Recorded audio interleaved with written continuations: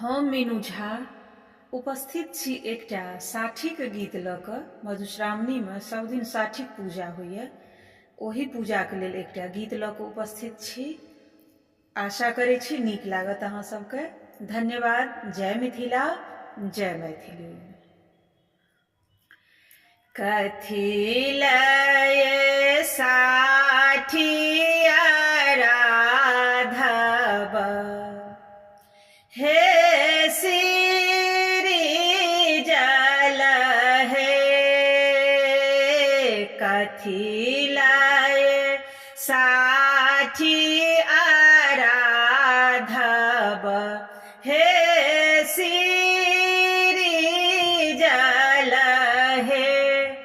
आहे कथी लए पूजब साठी की, मन सो आनंद भेल हे।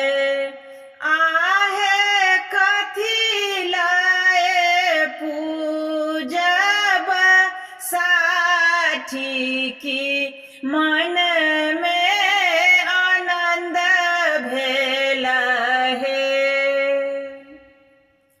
जल लाए साठी आराधब,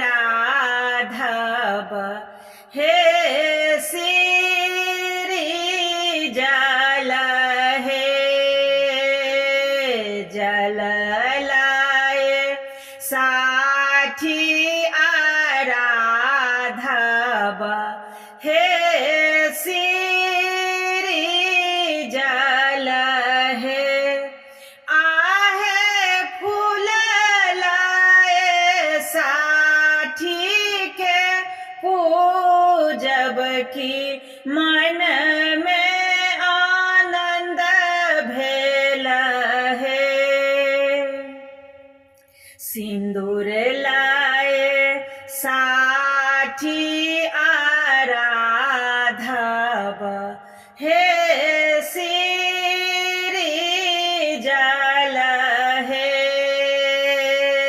सिंदूर लाए साठी आराधब, हे श्री जल हे। आहे चंदन लाए साठी के पूजब की, मन में आनंद भेल हे। आहे चंदन लाए साठी के पूजब की, मन